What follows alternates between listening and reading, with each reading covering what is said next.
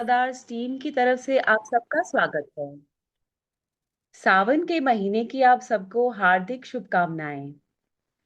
आज हमारे साथ महाराज की ब्लेस संगत कमांडर शर्मा अंकल जी हैं। Very warm welcome to you uncle ji. I will request you कि आप महाराज के साथ अपनी जर्नी शेयर करें। और जैसे कि हमने सुना है कि महाराज कहते थे कि मैं ਤੁਹਾਨੂੰ पहले अंदरों साफ करदा वां फिर उत्तों चमकांदा वां। तो आपसे ये भी रिक्वेस्ट है कि आप हमें ये भी शेयर करें कि महाराज से जुड़ने के बाद आपकी लाइफ कैसे ट्रांसफॉर्म हुई है।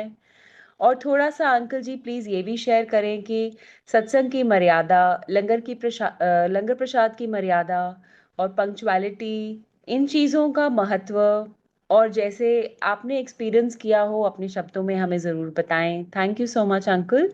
Over to you commander uncle ji. शुक्राना गुरु जी महाराज का।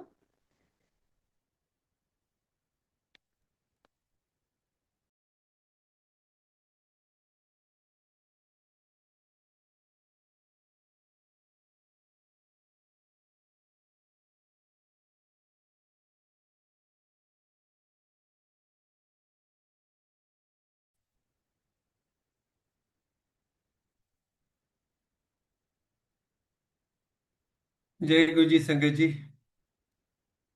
गुरु महाराज की बहुत कृपा है कि गुरु महाराज का सत्संग करने का मौका एक बार फिर मिल रहा है। मुझे नहीं पता आप लोगों के प्लेटफॉर्म पे वीडियो ऑन करते हैं कि नहीं, लेकिन वीडियो ऑन करने से एक कनेक्ट बना रहता है और सत्संग करने में भाव भी आता है और सुनाने में अच्छा भी लगता है।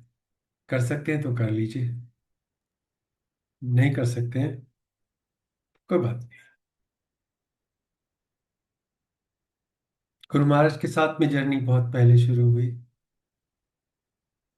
और इसकी शुरुआत हुई सन 2000 में। भूमिका में शुरू से ही सुनाना चाहूंगा ताकि आपको मेरे सत्संग का कॉन्टेक्स्ट समझ में आए, और फिर उसके बाद जैसे जैसे आंटी जी ने कहा मैं उस तरीके से आपको सुनाता। 2000 में इसलिए कह रहा हूँ कि पहली बार गुरु महाराज का नाम सन 2000 में सुना। अपनी बिटिया की बीमारी से रिलेटेड परेशानियों की वजह से मेरे कलीग ने मुझे बताया कि एक गुरु जी हैं, वो आपकी बेटी को ठीक कर देंगे। एम्पायर स्टेट में रहते हैं, बहुत पावरफुल है। मैंने उनसे ये कहा कि आप मुझे अपने साथ ले चलिए। उन्होंने कहा अगली बार जाएंगे तो हम लोग साथ चलेंगे। लेकिन मुझे उस रात एक सपना आया कि हम दोनों कहीं गए हैं, उनको जाने दिया और मुझको हाथ से रोक के कहा आप अकेले आना, किसी के साथ मत आना। तो ऑब्वियसली मैं उनके साथ नहीं गया। और मुझे अभी भी याद है, मैं अपनी आंटी के साथ में एम्पायर स्टेट के सामने से निकल रहा था, तो मैंने उनको कहा कि यहाँ पे गुरुजी रहते हैं, बहुत पावरफुल हैं, बेटी को ठीक कर देंगे, और जब मैं गुड़गांव शिफ्ट हो जाऊंगा तो मैं जाऊंगा। गुरु महाराज ने बहुत जल्दी गुड़गांव में शिफ्ट कर दिया और मैं 18 फरवरी 2001 को गुरु महाराज के पास उनसे मिलने के लिए, दर्शन के लिए चला। कुछ उनके बारे में नहीं जानता था, और जब मैं एम्पायर स्टेट पहुंचा तो पता चला महाशिवरात्रि का फंक्शन है, गुरु महाराज बड़े मंदिर में है, और मैं एक कार को फॉलो करता हुआ बड़े मंदिर पहुंच गया। दरबार हॉल में जैसे ही घुसा तो दो फीलिंग्स आई। सबसे पहली फीलिंग तो ये थी कि बहुत डिवाइन जगह है, खुशबू से भरी हुई है। और दूसरी फीलिंग ये थी कि शायद एम्पायर स्टेट वाले गुरुजी नहीं है, मैं गलत जगह आ गया हूँ। और गलत इसलिए कि गुरुओं का एक स्वरूप आपके मन में बसा होता है, उससे कोई चीज मैच ना करे तो आपको लगेगा ये कैसे गुरु हो सकते हैं। गुरु महाराज का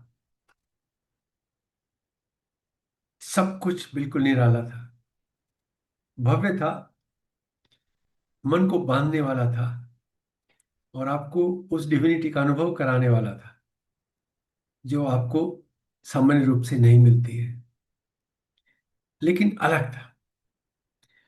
तो अपनी डाउट्स को क्लियर करने के लिए मैंने सामने वाली संगत से पूछा, अंकल ये एम्पायर स्टेट वाले गुरु जी हैं?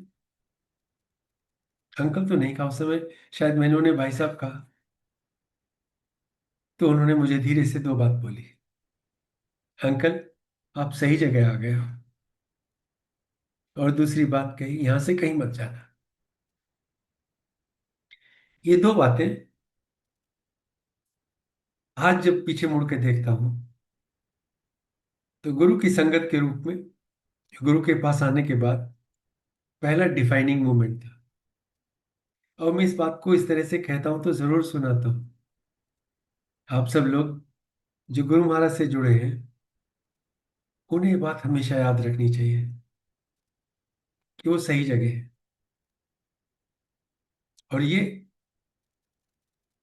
कि वो यहां से कहीं नहीं जाएंगे। तो आप कभी यहां से जाने के बारे में सोचिए मत, कि आप सही जगह पर हैं, गुरु महाराज के दरबार में। अगर आपका कुछ नहीं हुआ तो यकीन मानिए आपका कुछ नहीं होना। ये वो जगह है जहां से आप निराश नहीं लौटते हैं। मैं जिससे भी मिलता हूं,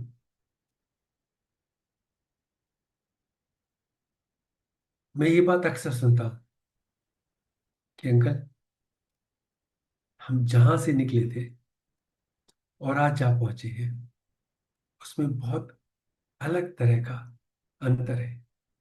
और हम इसको सामान्य रूप से जब केवल आपकी आर्थिक परिस्थितियों से और आपके स्वास्थ्य से जोड़कर देखते हैं तो वो सही तो है, लेकिन बहुत लिमिटेड परसेप्शन है। आपके सोल के लेवल पर जो एलिवेशन होता है, आपकी कार्मिक अकाउंटेबिलिटी का जो हिसाब किताब होता है, वो आपको दिखता भी नहीं है, लेकिन होता है। एक वो महसूस होता है। और आपकी अंदर की तरफ सोच में जो चेंज आता है, वो इससे नहीं आता है कि आपके पास तब कितने पैसे थे, अब कितने हैं, आपकी तब कौन सी जॉब थी, अब कौन सी जॉब है, और आपको तब कितने लोग पहचानते थे, आज कितने पहचानते हैं, आपका स्टेटस तब कैसा था सोसाइटी में और आज कैसा है। ये ठीक है, लेकिन इससे महत्वपूर्ण परिवर्तन है कि आपके अंदर क्या हो गया, आपकी सोच कैसी थी, आपकी सोच कैसी है, दुनिया को देखने का आपका नजरिया कैसा था, और आपका नजरिया आज कैसा है। आप अंदर से महसूस कैसा करते हैं, वो परिवर्तन बहुत महत्वपूर्ण है। और उसको क्वांटिफाई नहीं कर सकते हैं, ये गूंगे का फल है। आप तो बता भी नहीं सकते, लेकिन चेंज आता है। दो लाइनें, आप सही जगह आ गए हो, यहां से कहीं मत जाना, से गुरु के चरणों में जिंदगी शुरू हुई। जैसे सब लोग कर रहे थे मैंने भी वैसे किया, मत्था टेका और म्यूजिक रूम से बाहर चला गया। यानी म्यूजिक रूम जहां पे आजकल म्यूजिक है, तभी शायद वहीं था।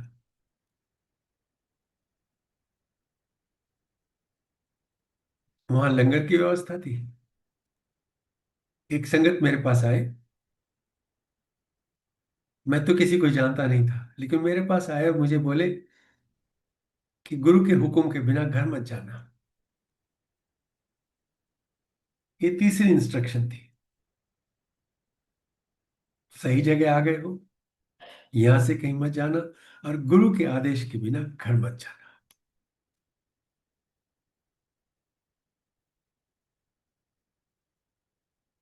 कुछ मामलों में मिलिट्री बहुत अच्छे से आपको ट्रेन करती है,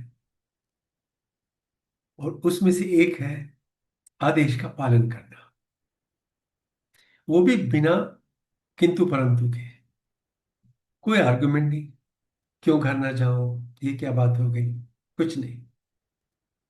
बात सिर्फ इतनी है कि गुरु का हुक्म हुआ और आप घर तब तक नहीं जाएंगे जब तक कि आपको आदेश नहीं मिलेगा। कौन आदेश देगा नहीं पता है, लेकिन मैं वेट करता रहा और आदेश मिला। और जैसे ही मुझे कहा कि अब आप घर जाइए, मैं घर के लिए निकल पड़ा। पहुंचा, सुबह के 2-2:30 बजे होंगे।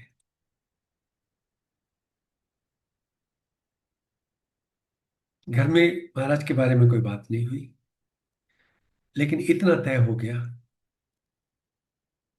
कि ये मेरी जगह है, मैं यहां आऊंगा। और उसके बाद हर एक सैटरडे मैंने गुरु के दरबार में आना शुरू कर दिया। बिटिया के लिए आना चाहते थे,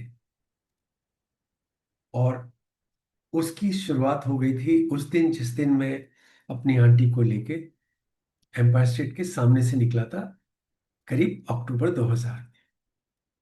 इस 4 महीने के बीच में वो सब धीरे धीरे ठीक होने लगा, और गुरु महाराज से कहने की जरूरत ही नहीं पड़ी।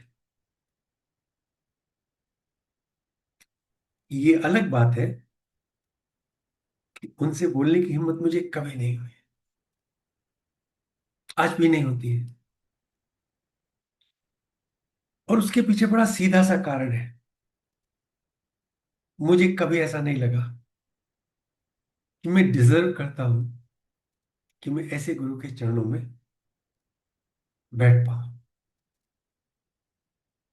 मैं अपने गुरु के योग्य कभी नहीं था, आज भी नहीं हूं।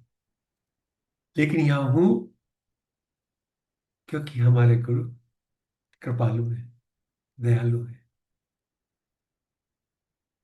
वो अपनी संगत पर अपना प्यार और आशीर्वाद लुटाते हैं, और वो ये नहीं देखते कि आप कैसे गुणी हैं, अवगुणी है, कैसी बैकग्राउंड है, कहाँ से आए हैं।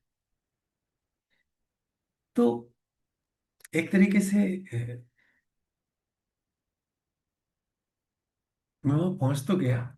बहुत समय तक मुझे नहीं लगता था कि मैं यहाँ होना चाहिए। तो एक फियर रहता था कि कोई ना कोई मुझे एक दिन बोलेगा तुम्हारा काफी हो गया, अभी तुम घर जाओ। और गुरु महाराज से मेरी बात कभी नहीं हुई थी। बहुत सालों, बहुत महीनों के बाद में मुझे वो समय आज भी याद है, जब मैं हलवा प्रसाद लेने के लिए गुरु महाराज के सामने आया। ऊपर देखता नहीं था, देख भी नहीं पाता था, और मुझे उस संगत से बहुत ईर्ष्या होती थी जो गुरु महाराज के पास ऐसे बैठते थे जैसे कोई बात ही नहीं हुई। उस दिन गुरु महाराज ने हलवा प्रसाद हाथ में दिया नहीं। थोड़ा समय बीता तो ऊपर की तरफ मुंह करके मुझे देखना पड़ा कि क्या आज हलवा नहीं मिलेगा। और तब मैंने देखा महाराज के हाथ में हलवा है, और वो मुझे देख रहे हैं। और जैसे ही मैंने ऊपर देखा, उन्होंने मेरा नाम पूछा, क्या नाम है तेरा? मैंने अपना नाम बताया, गुरु जी मेरा नाम राजकुमार है। क्या करता है? तब मैंने बताया, गुरु महाराज मैं फौज में रिटायर, मैं कमांडर था, रिटायर हो गया। और फिर उन्होंने मुझे बड़े प्यार से कहा आ जाया कर, और हलवा प्रसाद मेरे हाथ में रख दिया। उस दिन पहली बार मुझे ऐसा लगा कि ये मेरे गुरु हैं।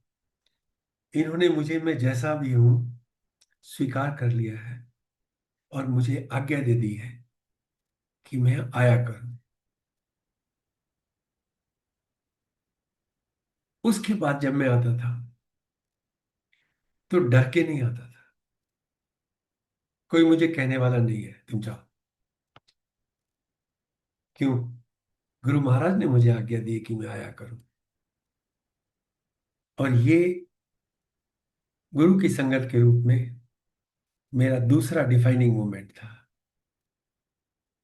मैं गुरु की संगत बन गया। गुरु महाराज ने आदेश दिया, अप्रूवल दिया मैं आया कर। ये बैकग्राउंड आपको बता रहा हूं। जैसे जैसे गुरु के पास आता रहा, चीजें थोड़ी थोड़ी समझ में आती रही, लेकिन मोटे तौर पे गुरु महाराज से कोई प्रवचन नहीं सुनने को मिला। किसी संगत को जानते नहीं थे और बहुत ज्यादा अ, जानने की कोशिश भी नहीं करते थे। मैं ही नहीं, कोई नहीं करता था। शायद हम आजकल की जैसी संगत जितने स्मार्ट नहीं थे, कुछ नहीं पता था। हम उतने कोरे थे जितना कि कोई हो सकता है।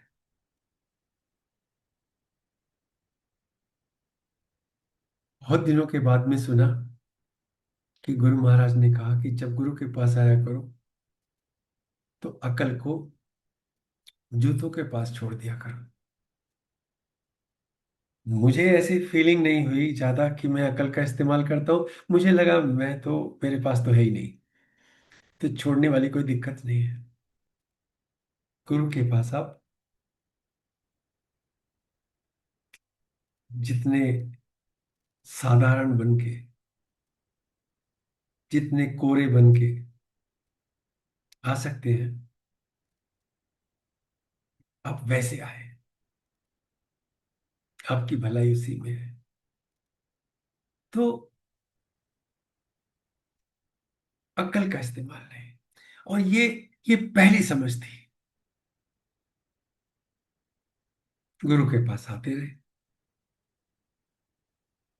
आंटी ने जैसे मुझसे कहा कि मैं लाइफ जैसे ट्रांसफॉर्म हुई गुरु के चरणों में आने के बाद, उसकी बात करूं, ये सारी बात ही उसकी हो रही है। ट्रांसफॉर्मेशन हुआ परिवार के स्तर पे,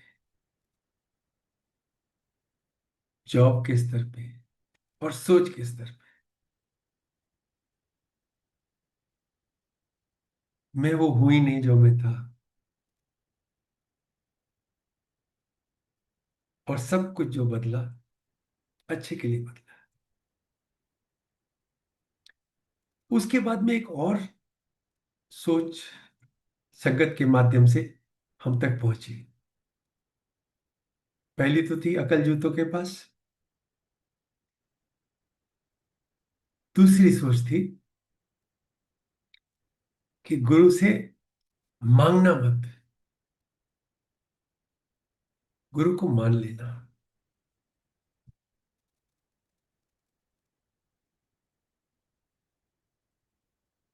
मांगने वालों की तो लंबी लाइन थी। हम आए ही गुरु के पास मांगने के लिए थे। तो मांगना नहीं है का तो लॉजिक ही समझ में नहीं आता। लेकिन लॉजिक तो हमें किसी भी चीज का समझ नहीं आता। इतना है कि इंस्ट्रक्शन मिली, गुरु से मांगना नहीं है। ठीक। कभी मांगने का मन कर जाता था तो चुप हो जाते। लेकिन ये दूसरी इंस्ट्रक्शन थी, इसकी डेप्थ समझने में टाइम लगा।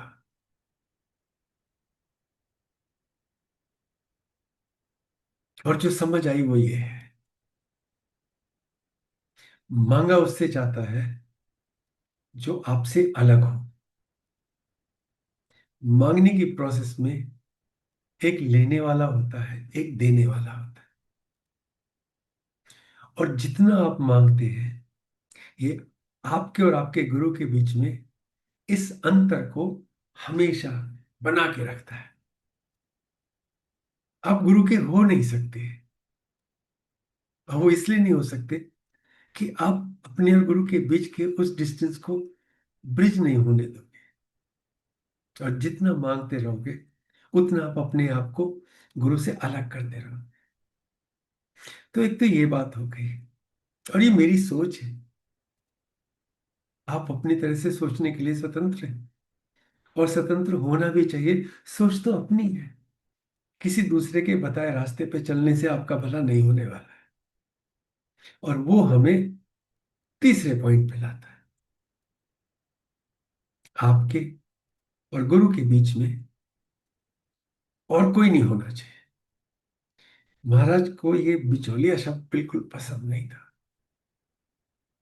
मुझे याद है, मैं एक नई संगत जैसे हम कहते हैं, पहली बार गुरु के पास लेके गया। काफी समय तब बीत चुका था, और मैंने सोचा ये मौका मिल गया कि मैं नई संगत को लेके आऊं, मैं गुरु महाराज के सामने उनको इंट्रोड्यूस करूंगा, तो महाराज की निगाह मेरी तरफ भी पड़ जाएगी। तो जैसे ही मैंने इनको बुलाया, महाराज के सामने प्रेजेंट किया, और मैं बताने ही लगा था कि ये कौन है, महाराज ने मुझसे कहा तो इसका वकील है। मैंने कहा नहीं गुरुजी, पीछे जाके बैठ। फिर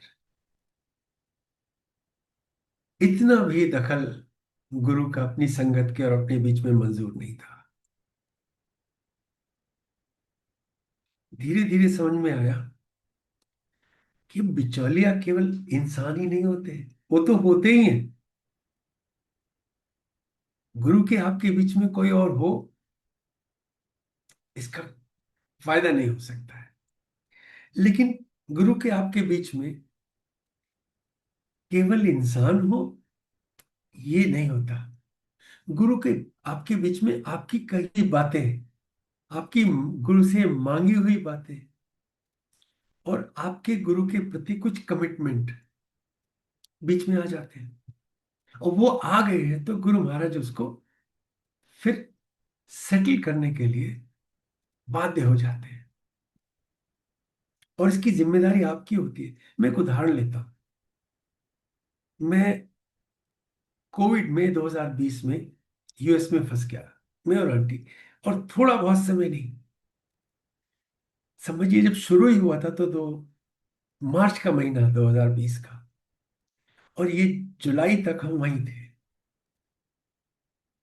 मुझे याद है, आंटी ने एक दिन महाराज से प्रार्थना की, गुरुजी बहुत हो गया, आप हमें घर ले चलो।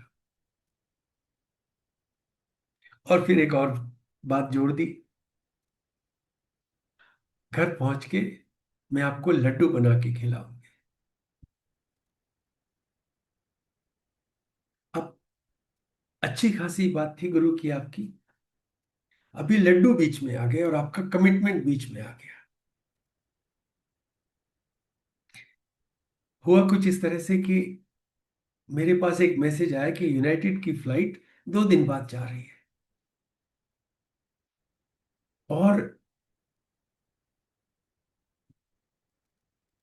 सडनली मैंने कहा कि फ्लाइट जा रही है, बुकिंग करते, चलते हैं। और तय हो गया, अब हम जा रहे हैं, हिंदुस्तान आ गए। किसी कोविड की प्रोटोकॉल को फॉलो नहीं किया। दिल्ली एयरपोर्ट पे तो इतनी भीड़ थी कि आप अंदाजा नहीं कर सकते। लेकिन कोविड नहीं हुआ, एक्सपोजर के बावजूद नहीं हुआ। और जब घर पे आ गए, गुरु का शुक्राना किया, और आंटी ने कहा सत्संग कर लेते हैं। और हम दोनों ने सोचा कि हम दो ही हैं, बाहर का तो कोई आएगा नहीं, सत्संग कर लेंगे। क्या बनाए? तो आंटी मुझे कहती खीर बना लेते हैं। बढ़िया, खीर का आइडिया बहुत अच्छा लगा। खीर बनाएंगे गुरु महाराज के लिए। आंटी सो गई। उस रात को गुरु महाराज सपने में आए, और लिटरली महाराज ने बोला, आंटी वो खीर तो ठीक है, पर उन लड्डुओं का क्या हुआ जो तूने प्रॉमिस किए थे? She had forgotten. काम हो गया, महाराज को बोल दिया, अभी भूल गए। बट आपने बोला, ये लड्डू बीच में आपने डाले हैं, अब महाराज इस चीज को सेटल करेंगे जरूर। वही किया। सुबह उठ के उन्होंने कहा कि मैं भूल गई थी, महाराज ने रात को याद दिलाया कि उन्हें लड्डू खाने हैं जो आपने प्रॉमिस किए थे। और ऊपर से ये और बोल दिया कि 4 लड्डू मुकुल अग्रवाल को भी देना, और उन्हें भी बुला लेना सत्संग में। यू नो वो सब हो गया। दो चीजें रह गई। लड्डू बोले थे तो लड्डू बनने चाहिए, या तो मुंह ना खोले, चीजों को बीच में मत डालें, जरूरत ही नहीं है। और अगर डाल दिया है तो कंप्लाई होना चाहिए। That brings me to next point. और वो अगली समझ ये थी, गुरु के पास आ गए हो तो गुरु के होके रहो।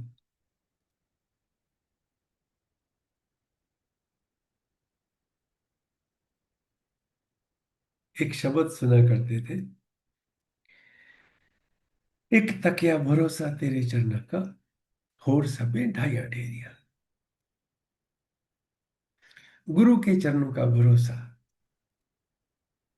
तो हो जाता है, भरोसा नहीं होता तो कम से कम भरोसा करने का नाटक तो हो ही जाता है। आसान है, कहने में क्या जाता है। लेकिन होर सबे ढाया ढेरिया, उसमें जोर पड़ता है। बात बड़ी सीधी है, अगर गुरु के हो गए हो तो बस गुरु के होके रहो। इस समझ को मैं पहले दूसरी तरीके से सुन चुका था।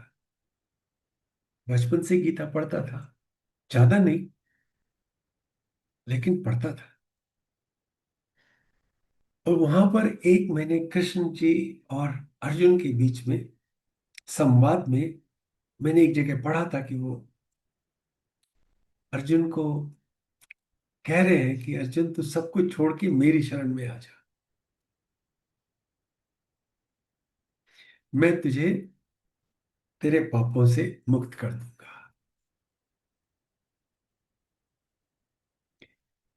तो मेरी शरण में आ जा तो समझ में आ जाता है, लेकिन सब कुछ छोड़कर शरण में समझ में नहीं आता।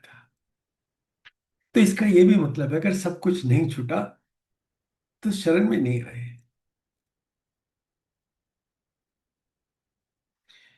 मैं उस जमाने में करीब करीब सारी जिंदगी हनुमान जी महाराज का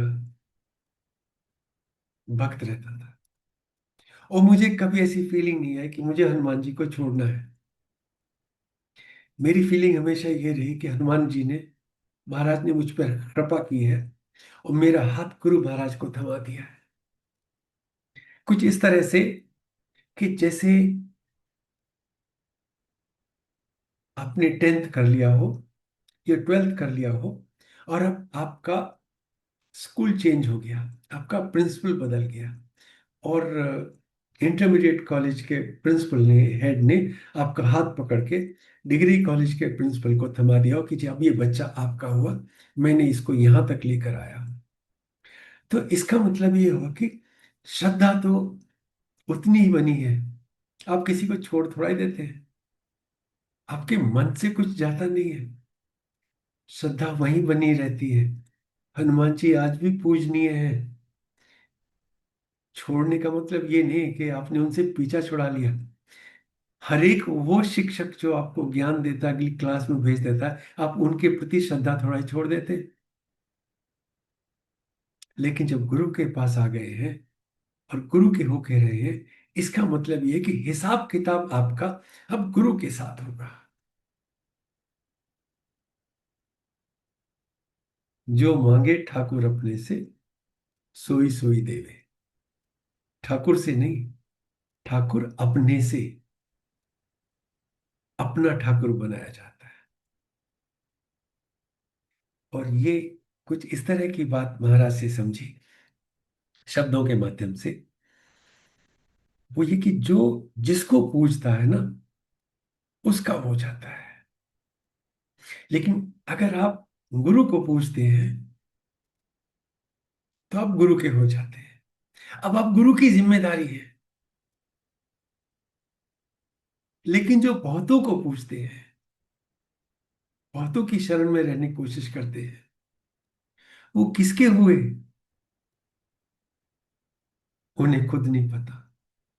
उनकी प्रार्थना कौन सुन रहा है, नहीं पता। उनकी प्रार्थना की जिम्मेदारी किसकी है, नहीं पता। तो फिर ऐसे कहीं नहीं जाते हैं। जो बहुतों के होके रहते हैं वो कहीं के नहीं रहते हैं, और जो एक के होके रहते हैं वो एक उसको कभी छोड़ता नहीं है। तो इसलिए गुरु महाराज का भरोसा अगर कर लिया तो फिर गुरु महाराज का भरोसा कर लिया। एक तकिया भरोसा तेरे चरना का, और सब ढाइया ढेरिया, ढेरी ढा दी। और फिर वही शब्द जिनका मतलब तक समझ में नहीं आता था, उनका मतलब समझ में आने लगा। और ये इनर ट्रांसफॉर्मेशन है। इनर ट्रांसफॉर्मेशन, अंदर से धुलाई, सफाई। शब्द सुन रहे हैं, ध्यान दे रहे हैं, और धुल रहे हैं। गुरु के पास तो आ गए, लेकिन गुरु के पास आने लायक अब बन रहे हैं। क्यों? जब आप सूरज की रोशनी में बैठेंगे तो चमकेंगे। गुरु की रोशनी में बैठे हैं तो चमकेंगे। और एक ट्रांसफॉर्मेशन ट्रांसफॉर्मेशन शुरू हुआ सत्संग के माध्यम से। उस जमाने में जब कोई ऐसी संगत आ जाती थी जिसका कुछ ऐसा अनुभव था जो महाराज चाहते थे कि वो हम सब भी सुने, तो गुरु महाराज शब्द रुकवा के सत्संग करवाते थे उनसे। ऐसे में मैंने खूब सारे सत्संग सुने, लेकिन दो तीन सत्संग थे जिन्होंने बेहद स्ट्रॉन्ग इम्प्रिंट, दिल पे छाप छोड़ी, जो मिटी नहीं। उसका एक एक सत्संग था जो एयर मार्शल चोपड़ा अंकल का था। उसका ज्यादा इम्पैक्ट इसलिए भी पड़ा कि एक फौजी से एक फौजी सुन रहा था, और हम लोगों को एक विश्वास सा रहता है कि हमारी ट्रेनिंग ऐसी है कि हम बातों को बढ़ा चढ़ा के नहीं बोलते, झूठ भी नहीं बोलते। एटलीस्ट कम से कम जिन्हें मैं जानता हूं वो तो नहीं। उन्होंने अपनी बीमारी और अपनी रिकवरी के बारे में बताया। उस दिन पहली बार ऐसा लगा, बस बहुत सही जगह आ गए। तो अब तक तो मान रहे थे कि हम सही जगह आ गए, यहां से कहीं नहीं जाएंगे। और उसके बाद मन में आया, एक्चुअली हम जान गए हैं कि ये सही जगह है, और यहां से कहीं मत जाना। It is not worth trying also. क्यों? ये रिलेशनशिप दो तरह से होती है, एक तरफ से नहीं। अगर आपके पास ऑप्शन है तो गुरु के पास भी ऑप्शन है। वो कमिटमेंट नहीं आएगा। लेकिन अगर आपके पास ऑप्शन नहीं है, और गुरु महाराज को ये पता है कि अगर मैंने इसका कुछ नहीं किया तो इसका कुछ नहीं होना। क्यों? मैं करूंगा नहीं, और कहीं ये जाएगा नहीं। तो गुरु महाराज के पास भी फिर ऑप्शन नहीं है। और ऐसा मैंने देखा है, एम्पायर स्टेट में ही देखा है। एक संगत जो बाहर से आई थी, बेहद बीमार थी, और महाराज ने उनको अंदर भी नहीं आने दिया था। बोलती तू बाहर बैठ, तेरा कुछ नहीं होगा। और वो संगत वहां से हिली नहीं। बहुत महीनों के बाद में महाराज ने कहा, इसे अंदर लाओ। उन्हें बुलाया और कहा कि मैं खुश हो गया, I am very happy with this commitment of yours. आपका जो है मेरे प्रति प्रतिबद्धता है, मैं प्रसन्न हुआ, मैं तुझे ठीक कर दूंगा। तो कई बार गुरु टेस्ट भी करते हैं। देखिए सब हवाई हवाई चल रहा है या दिल के अंदर भी वही कमिटमेंट है। और ठीक किया।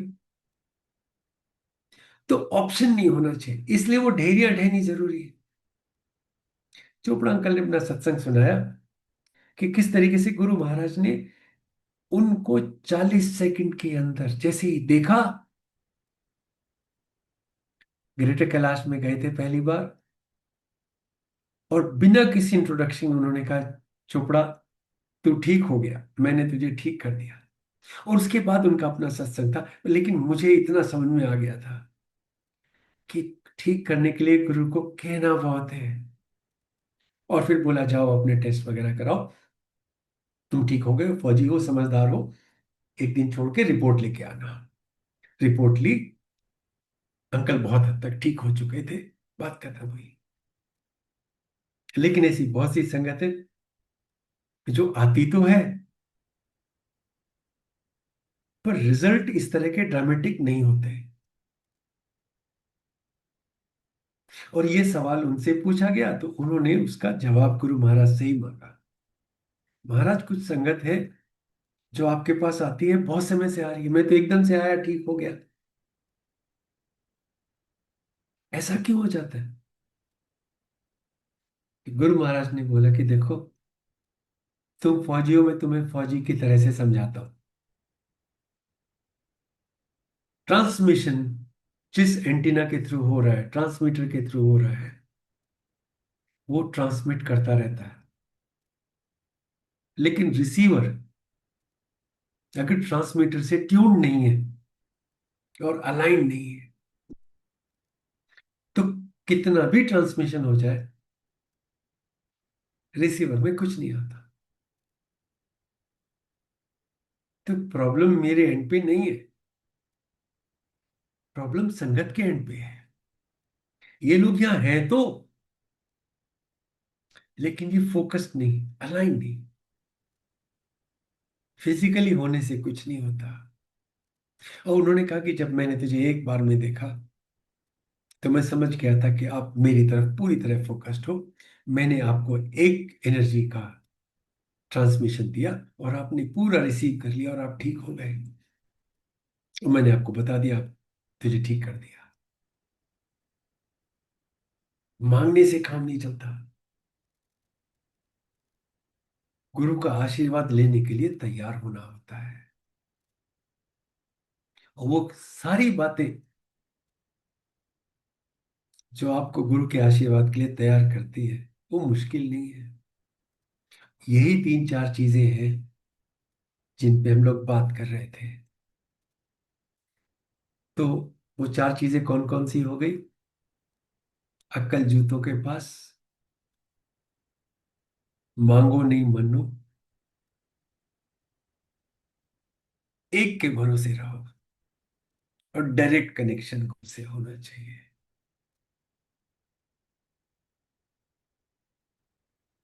हो गया। ये उतना मुश्किल नहीं है। उसका कारण ये है कि कहने को ये काम हमने करना है, लेकिन सच में बिनु हरि कृपा मिले ही नहीं संता। गुरु की कृपा होगी तो ये समझ बनेगी। नहीं बन रही है तो महाराज की कृपा नहीं हुई। आप करता हो ही नहीं, आप तो बस आ जाओ। महाराज में आ गया, अभी आप देख लो मेरा क्या होना है। ये जो आप तरह तरह के काम करते रहते हैं ना, और उनके बदले में आपको गुरु से आशीर्वाद चाहिए, ये प्रॉब्लम है। फिर वो व्याख्या सुना करते थे, और 2-3 चीजें ऐसी छाप छोड़ गई। उनमें से एक थी व्याख्या जिसमें एक तपस्वी होता है जो एक शिला पे बैठ के 100 साल तप करता है, और फिर जब डिवाइन प्रसन्न होते हैं तो बोलते हैं क्या चाहिए, तो वो कहता है मुझे मेरी तपस्या का फल दीजिए। उन्हें समझाते हैं तो कहते नहीं, मुझे तपस्या का फल दीजिए।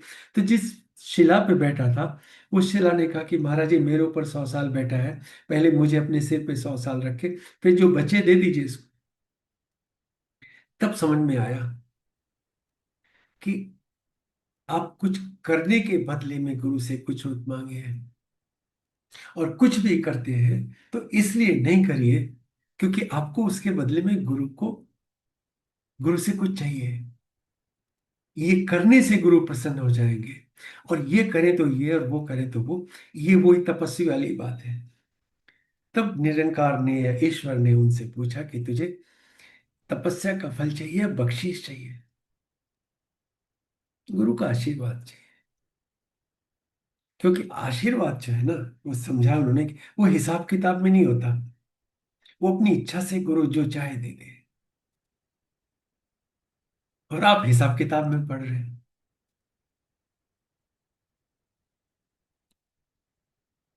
इसके बाद जो अगली समझ आई, अब गुरु के पास आप आओगे, सूरज की रोशनी में बैठोगे तो चमकोगे तो जरूर, उसी तरीके से जैसे चांद चमकता है। चांद की अपनी चमक थोड़ा ही होती है। चांद पे सूरज की रोशनी पड़ती है, वो हम तक आती है, हम सोचते हैं चांद की चांदनी है। गुरु की संगत गुरु की रोशनी में चमकती है, उसके अपना कुछ नहीं होता। आपको गुरु से जो बिना मांगे मिल सकता है, केवल आपको उसके लिए तैयार होना है, कुछ करना नहीं। और प्रॉब्लम हमारी ये हो जा रही है कि हम कुछ कुछ करने के चक्कर में पड़ते हैं, एक दूसरे को देखते रहते हैं, तूने क्या किया, मैंने क्या किया, तेरा काम कैसे हो गया, मेरा काम कैसे हो गया, मैं भी वही करूं। गुरु के प्रति भाव नहीं है, रिचुअल्स के कर्म कांड के प्रति भाव है। इतनी बार ये करना, उतनी बार करना, और मुझे महाराज ने इन चक्रों में पड़ने नहीं दिया। और मैं जेन्युइनली इस बात के लिए गुरु का शुक्रगुजार हूं कि मेरे मन में ऐसी बात आने ही नहीं दी कि इस तरीके से चीजों को किया जाना चाहिए। लेकिन ऐसा नहीं है कि मैंने कुछ किया नहीं, मैंने वो किया जो महाराज का हुक्म। और अब हम थोड़ी सी उसके बारे में बात कर लेते हैं। लेकिन उससे पहले जो रिचुअल वाली बात है ना, अब मैं देख रहा हूं कि चलिए पहले वहीं से शुरू करते हैं, जिस तरीके से महाराज ने हमें कुछ चीजों के बारे में गाइड किया। 2003 की बात है, मैं गुरु महाराज से आज्ञा लेके एम्पायर स्टेट से बाहर निकला। पार्किंग में मुझे अर्जुन अंकल मिले। उन्होंने मुझे एक A4 साइज की शीट थी, उस पर कुछ नाम लिखे थे। उन्होंने कहा कि अंकल, ये गुड़गांव की संगत की डिटेल है, गुरु महाराज का आदेश है कि आप गुड़गांव में सत्संग कराया करो। मुझे यकीन है गुड़गांव में अगर पहले से सत्संग होते होंगे तो होते होंगे, लेकिन उस पॉइंट से ये सेवा मेरे पास आई। क्यों आई मुझे नहीं पता, मैं इसको डिजर्व करता हूं, कोई चांस नहीं, लेकिन गुरु की कृपा हुई तो एक सेवा मिल गई। मेरा क्या काम था?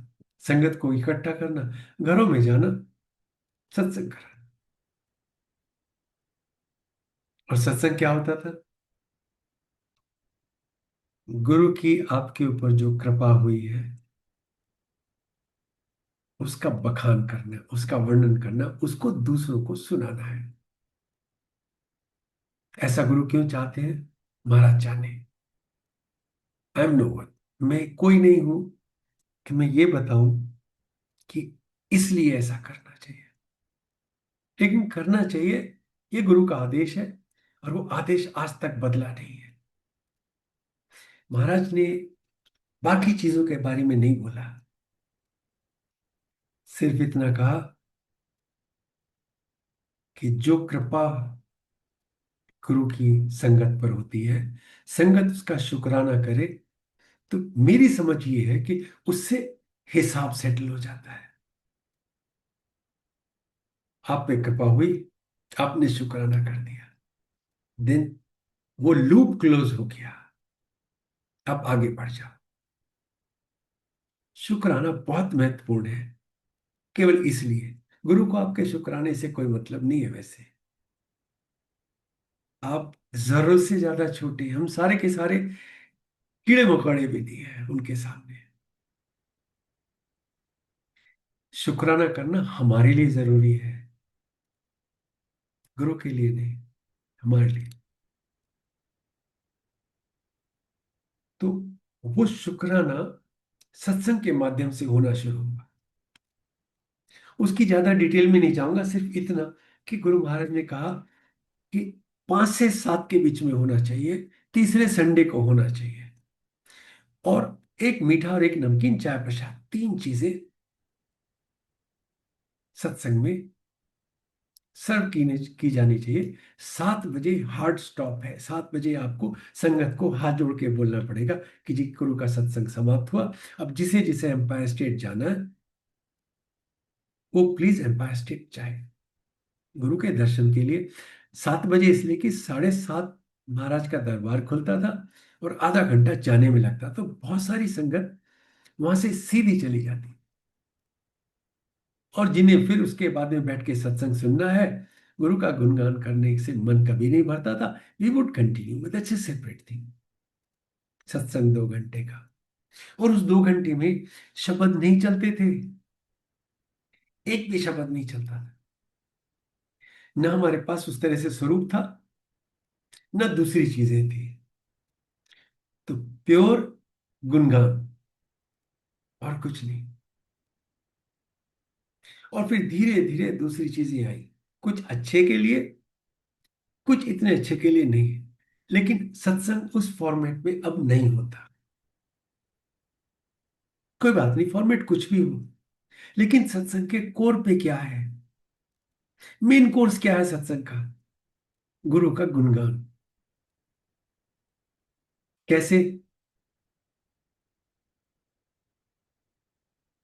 And it almost use to be very simple. सारे इकट्ठे होते थे और उसके बाद में मैं गुरु के पास ऐसे आया, गुरु ने ऐसे बुलाया, ऐसे कृपा की, ये मेरी प्रॉब्लम थी, ऐसे सॉल्व हो गई, और जो भी आप सुनाना चाहें। ये था सत्संग अपने सबसे शुद्ध रूप में। सबसे पहली चीज जो ऐड हुई वो थी शब्द वाणी। शब्द हम एम्पायर स्टेट में सुनते थे, और शब्द बहुत महत्वपूर्ण थे, क्योंकि आपको गुरु महाराज के प्रवचन नहीं सुनने को मिलते थे। तो एक तरीके से शब्द गुरु महाराज के प्रवचन थे। वो ज्ञान जो महाराज चाहते थे आपको मिले, वो समझ जो आपको मिले, वो वहां से आती थी। तो आप उसको सुने। तो एक एक शब्द गुरु महाराज खुद छांट के अप्रूव करके बजवाते थे। इसका मतलब ये हो गया कि अगर शब्द चल रहा है कि सतगुरु प्यारा मेरे नाल है, तो गुरु महाराज कह रहे हैं मैं तुम्हारे साथ हूं। अगर शब्द चल रहा है बिन बोलिया सब कुछ जानता, तो गुरु महाराज कह रहे हैं मैं बिना तुम्हारे बोले सब कुछ जानता हूं।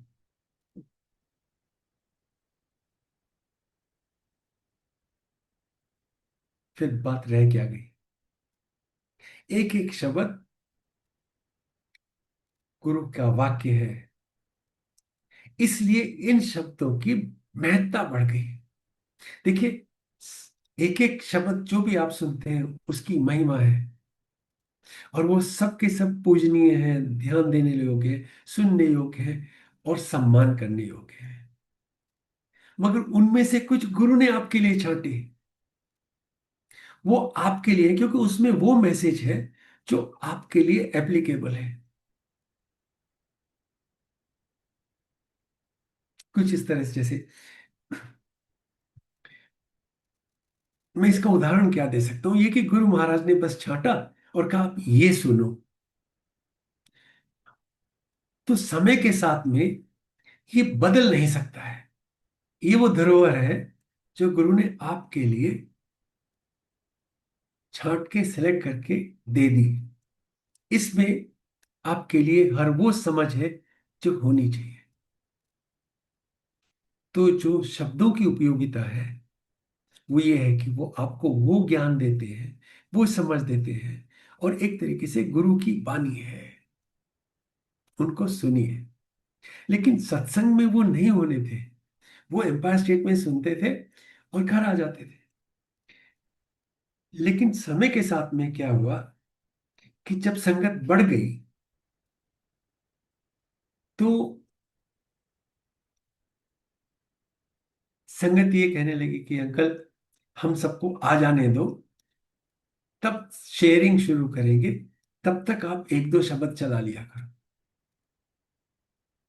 तो उस तरीके से ये हुआ कि हम करीब 15 मिनट या एक एक शब्द चला लेते थे 15 मिनट का, तो काम चल जाता था और फिर सत्संग शेयरिंग शुरू हो जाती थी।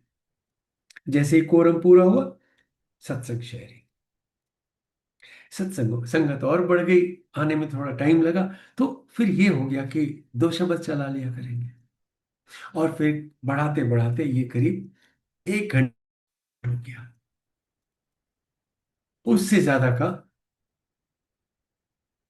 सीन नहीं था। उस जमाने में मंत्र जाप भी नहीं होता था, आरती भी नहीं होती थी, लेकिन सत्संग शेयरिंग होती थी। तो एक चीज को ध्यान में रख लीजिए, हम शुरू कहां से हुए हैं? सत्संग की शेयरिंग से, गुरु के गुणगान से। सब कुछ बहुत अच्छा है, लेकिन अगर कुछ भी नहीं हुआ और केवल गुरु के गुणगान किए आपने, गुरु की कृपा जो आप पे हुई, आपने उसका बखान किया, तो आपने सत्संग किया। उसे सत्संग कहते हैं। और अगर आपने सब कुछ किया और गुरु का गुणगान अपने मुख से नहीं किया,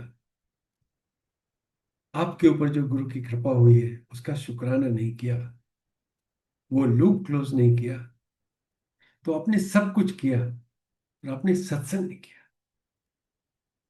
सत्संग तो यही है। जब गुरु महाराज संगत को खड़े करके बोलते थे अपना सत्संग सुना, और वो जो गुरु की कृपा उन पे हुई है वो सुनाते थे, तो हमें समझ में आता था ये सत्संग है। और जो सत्संग तब सत्संग था, आज भी वही सत्संग है। गुरु की वाणी है। गुरु का आदेश है, समय के साथ बदलेगा नहीं। बदलना ही होता तो ऐसा आदेश ही क्यों देते? आप जब भी सत्संग करें। अब दूसरी चीजें आ गई हैं, ठीक है,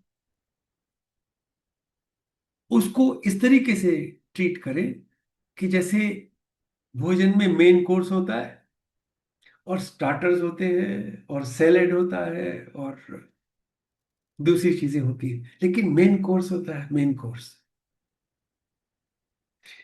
आप स्टार्टर से, सैलेड से पेट मत भरें अपना। ऐसा ना हो जैसा कि होने लगा है कि इतनी देर लग जाती है सत्संग शुरू होने के लिए कि तब तक संगत अपना लंगर की वेट करती है और उसके बाद खा के निकल जाती है और आप अपना सत्संग करते रह जाते हैं। एक तो ये बात हो गई। एक चीज जो समझ में तभी भी आई और आज भी वही वैलिड है, वो है कि सत्संग गुरु की कृपा का किया जाता है, अपना नहीं किया जाता।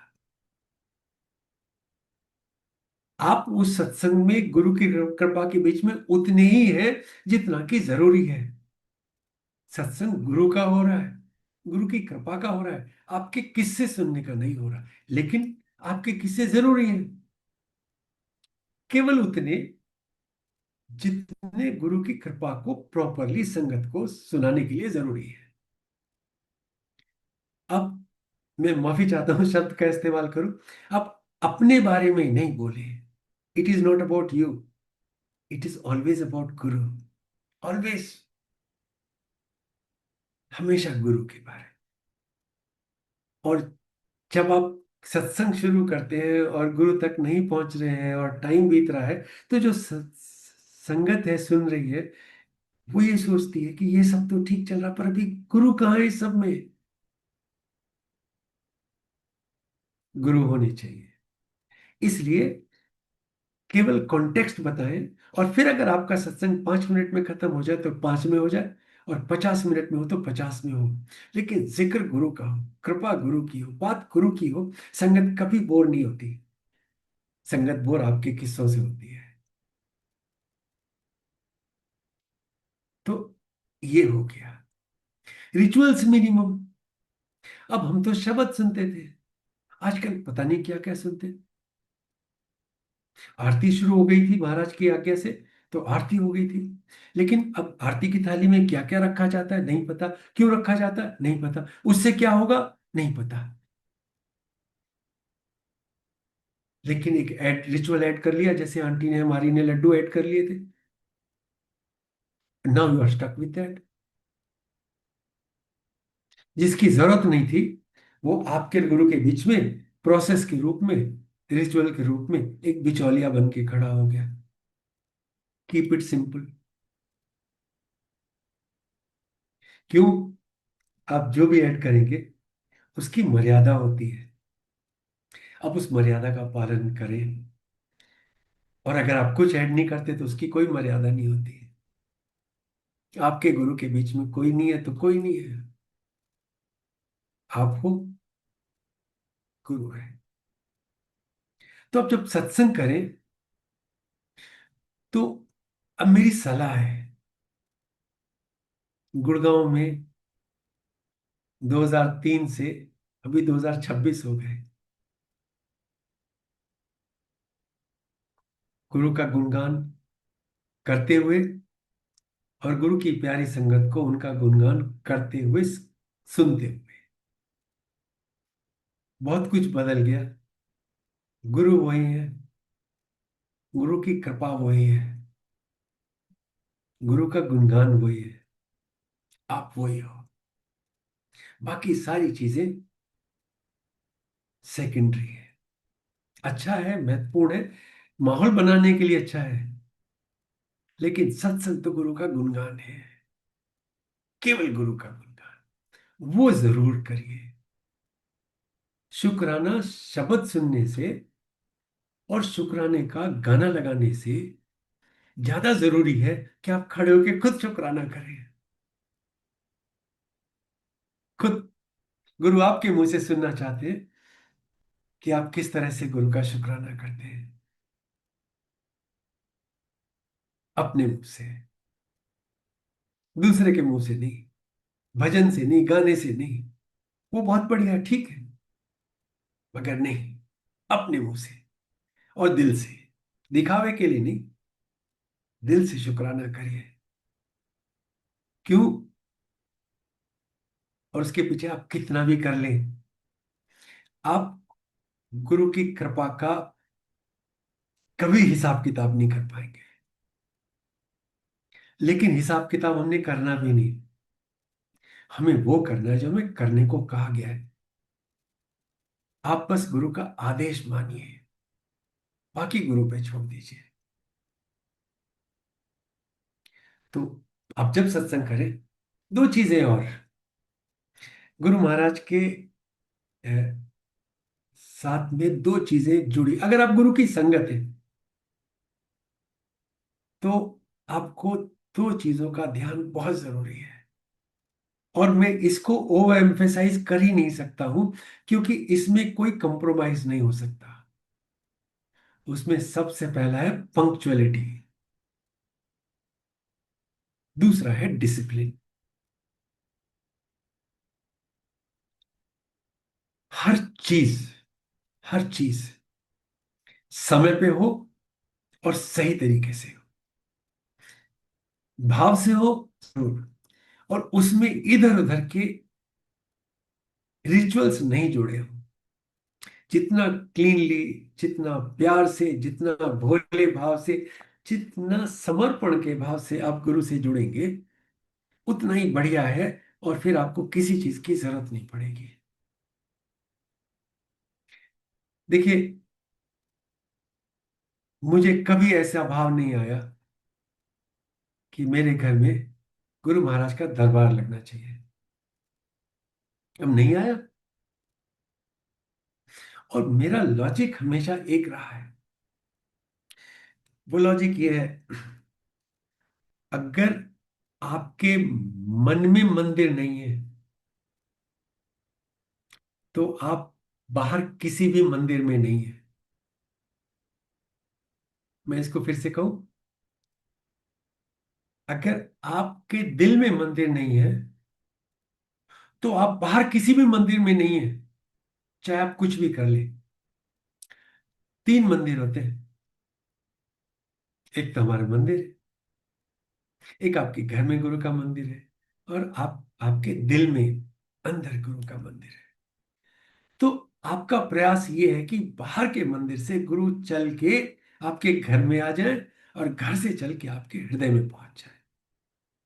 और एक बार जब आपके हृदय में गुरु पहुंच जाएंगे तो फिर कुछ गड़बड़ नहीं होने वाली है, क्योंकि वो गड़बड़ होने नहीं देंगे। अब वो तो आपके अंदर बैठे हैं। और ये अंदर कैसे बैठते हैं? जब आप और गुरु एक हो जाते हैं। और आप और गुरु एक कैसे हो जाते हैं? जब आप गुरु को मान लेते हैं, गुरु से मांगना बंद कर देते हैं। मांगने वाला दूर होता है,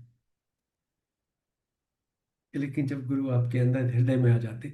मुझे एक छोटा सा सूरदास जी का एक संस्मरण याद है, मैंने बहुत बचपन में पढ़ा था। ये चीजें याद आ जाती हैं तो शेयर कर लेता हूँ कभी कभी। वो सूरदास जी को दिखता नहीं था, वो गड्ढे में गिर गए, निकालने वाला कोई नहीं था। तो कृष्ण जी भगवान आए और उन्होंने हाथ पकड़ के उनको निकाला। बाबा आ जाओ, हाथ पकड़ लो, बाहर निकाल लिया।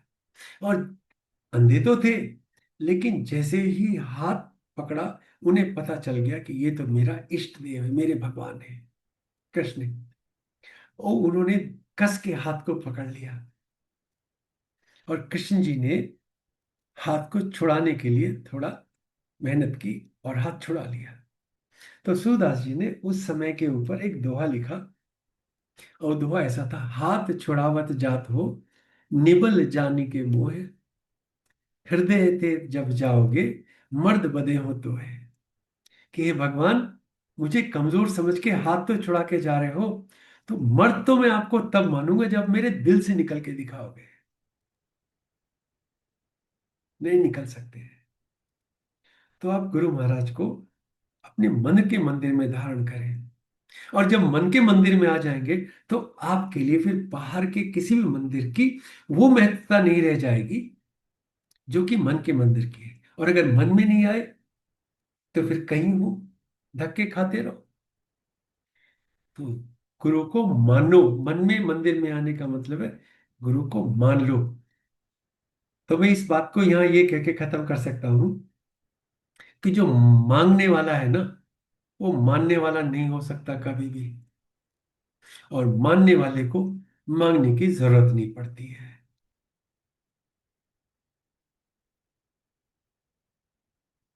तो ये हो गया। मैं मांगने की बात जब करता हूं ना, तो मैं उसका भुक्तभोगी हूं। मैं गुरु महाराज से कुछ चीज जबरदस्ती मांग के ले ली थी, और मैंने उसको भुगता।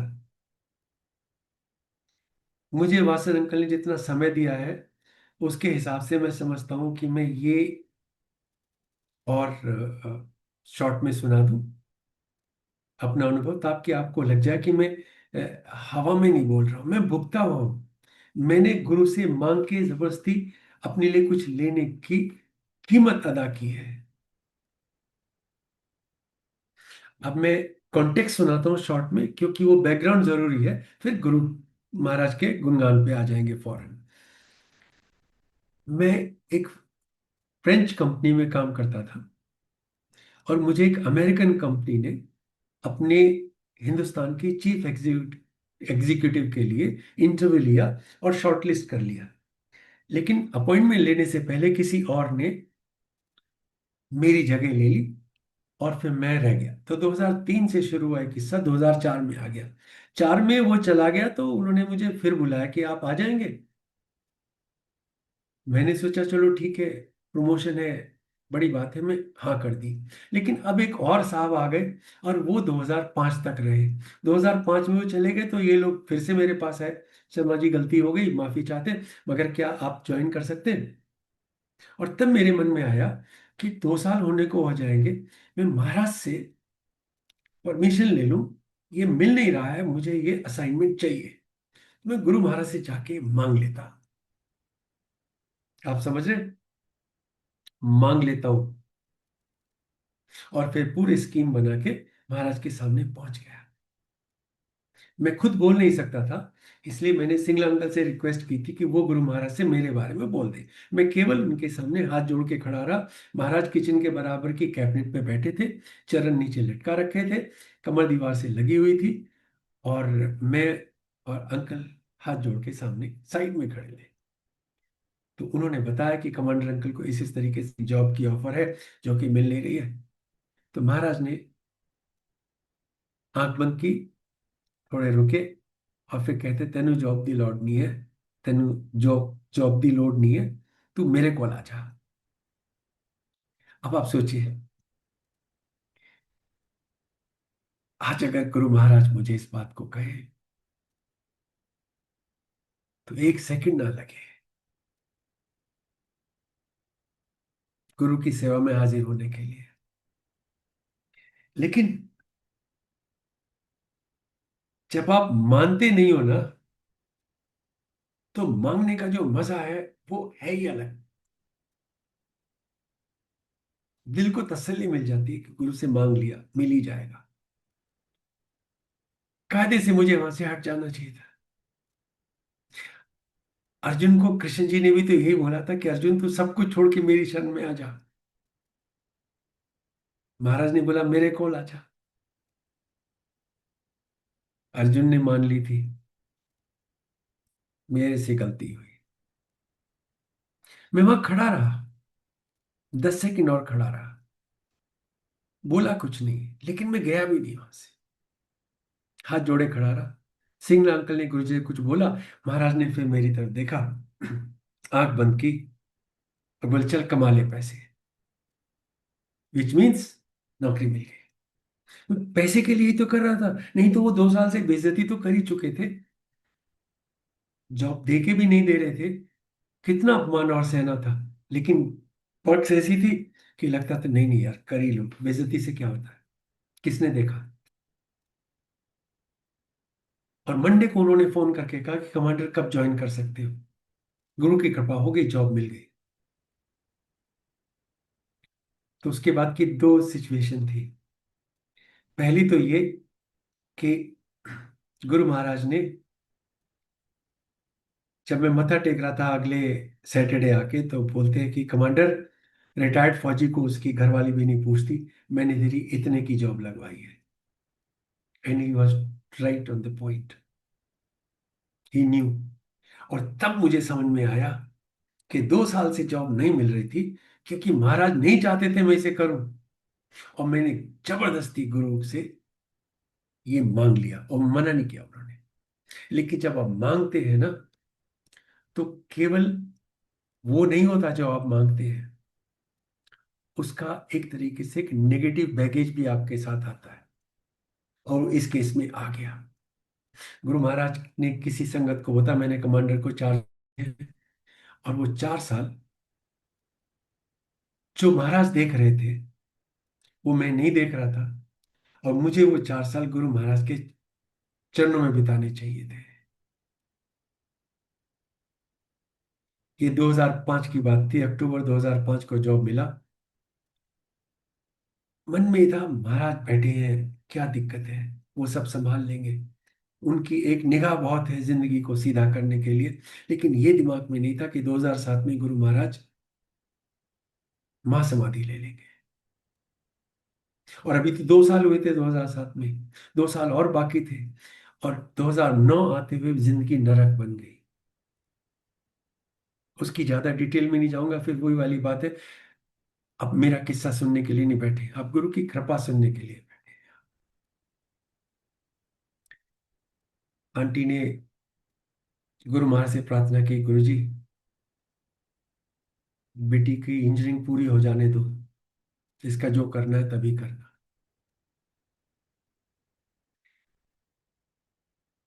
और मुझे याद है 10 को उसके एग्जाम पूरे हुए, 14 को मेरी जॉब छूट गई थी। मगर इसके बीच में गुरु महाराज ने एक और काम किया, यानी जॉब तो दे दी, लेकिन मुझे मेरे हाल पे नहीं छोड़ सकते थे। सजा तो दी और देनी थी। उन्हें पता था कि संगत तो मेरी है। 2006 में मुझे उन्होंने गुड़गांव में जब आए, तो एक गुड़गांव में उनके पब्लिक फंक्शन को ऑर्गेनाइज करने की सेवा दी थी। हमारी पूरी टीम थी, मैं अकेला नहीं था। कोई क्रेडिट लेने वाली बात नहीं कर रहा हूं, सबका योगदान था। हम जनरल कपूर अंकल की अगुवाई में उस फंक्शन को पूरा किए। लेकिन उसके लिए उन्होंने मुझे इनविटेशन छापने के लिए बोला था, और मैंने वो इनविटेशन अपने ऑफिस में अपनी स्टेशनरी पे छाप दिए थे। उन्हें पसंद आया, तो जब महाशिवरात्रि का फंक्शन आया तो मुझे फिर बुला के कहा कि वो इनविटेशन छपनी है। और जब वो इनविटेशन छपे तो गुरु महाराज के पास में लेके गया, तो वो बहुत खुश हो गए। और फिर उन्होंने एक बार फिर मुझसे पूछा, तेरा नाम क्या है, की नाम? तो मैंने कहा, महाराज मेरा नाम राजकुमार है। क्या करता है? वही वाली बात जो पहले बोली थी, फौज में कमांडर था महाराज, रिटायर हो गया हूं। फिर उन्होंने मुझे बहुत प्यार से देखा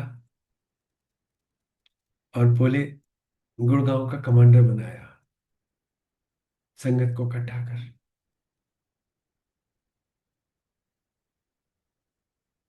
इसका मालूम क्या मतलब है? जिंदगी भर की सेवा दे दी। और उस सेवा की वजह से मैं उस पॉइंट से निकल के बाहर आ पाया, जो 2009 में कुछ भी कर सकता था। संगत जी, मैं गुरु महाराज की दिहाड़ी का नौकर हूं, गुलाम हूं। दिहाड़ी का मतलब हो गया, रोज कमाता हूं तो रोज खाता हूं। और मेरी कमाई गुरु का सत्संग है,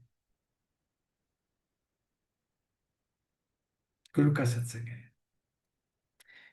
आप और कुछ करें ना करें,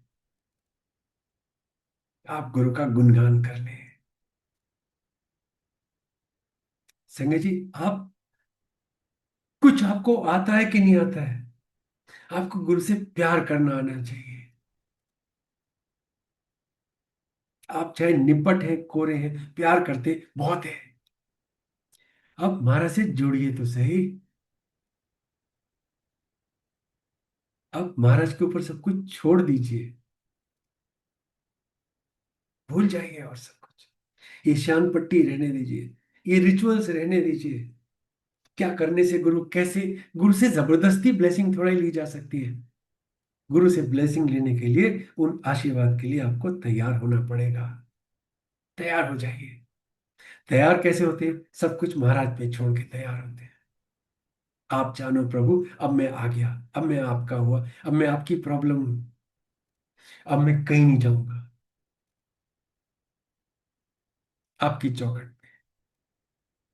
वो आपको नहीं छोड़ेंगे, ये उनका कमिटमेंट है। इधर उधर से पढ़ता रहता हूं, तो पढ़ता रहा था बचपन में, तो समझ में आ जाता। एक जगह अर्जुन कृष्ण से पूछते हैं कि प्रभु, जो आपके भक्त अपने मार्ग से भटक जाते हैं, उनका क्या होता है? तो कृष्ण कहते हैं, मैं अपने भक्तों को मार्ग से भटकने नहीं देता हूं। और यहां पे मैंने व्याख्या में, शब्दवाणी में सुना कि गुरु कभी अपने भगत को छोड़ता नहीं। अपनी कमाई में से आपको देके आपके अकाउंट का कर्जा उतार देते हैं, लेकिन आपके बैंक में डिफॉल्ट नहीं होने देते हैं। गुरु ऐसे होते हैं। और हमारे गुरु ऐसे से भी ज्यादा है। संगत जी, गुरु महाराज से जुड़े रहिए। क्यों? आप सही जगह आ गए हो। कहीं मत जाना। गुरु से जुड़ने में पंक्चुअलिटी और डिसिप्लिन का ख्याल रखना। सत्संग शुरू होता है तो गुरु का स्वागत करने के लिए आपको वहां होना चाहिए, और सत्संग सुनने के बाद ही वहां से जाना चाहिए। गुरु के लिए समय निकालिए, चाहे महीने में एक ही बार निकालिए, लेकिन जब निकालिए तो फिर गुरु के लिए निकालिए। महाराज से जुड़े रहिए संगत जी, महाराज से प्यार कीजिए, और इस प्रार्थना के साथ कि आप गुरु महाराज से कभी भी दूर नहीं हो जाए। ऐसा कभी नहीं हो कि आप महाराज से अलग हो जाए। इस प्रार्थना के साथ में संगत जी, जय गुरु जी महाराज। महाराज की कृपा हम सब पे बनी रहे। शुक्राना मालिक। जय गुरु जी। असीम कृपा गुरुजी महाराज की। Commander uncle ji, thank you so much. इतने प्यार से आपने, और इतनी क्लैरिटी आई है आपके मैसेजेस से हमें, और आपने इतने प्यार से गुरुजी महाराज के मैसेजेस और उनकी इतनी ढेर सारी ब्लेसिंग्स हम तक पहुंचाई हैं। आपका बहुत बहुत शुक्राना। गुरुजी महाराज का तो अनंतम अनंतम शुक्राना। आपको कमांडर उन्होंने बनाया है संगत जोड़ने के लिए, और वो इतने प्रेम से सेवा लेते हैं, और हम तक इतनी सारी ब्लेसिंग्स उन्होंने आज पहुंचाई है। बहुत शुक्राना, शुक्राना। संगत जी, अब हम गुरुजी महाराज से आज्ञा मांगेंगे। शुक्राना, शुक्राना, अनंतम शुक्राना। जय गुरु जी। जय गुरुजी महाराज। आज्ञा दें गुरुजी महाराज। आइए संगत जी, अब हम महाराज से आज्ञा जय लेते गुरु जी शुक्राना महाराज। गुरु जी महाराज। शुक्राना गुरु जी थैंक महाराज। You uncle. जय गुरु जी हैं। जय महाराज। गुरु जी। गुरु जी अनंत शुक्राना शुक्राना शुक्राना गुरु शुक्राना महाराज, शुक्राना शुक्राना शुक्राना गुरु जी बेन, महाराज। शुक्राना जय जय जय गुरु अंकल। जी।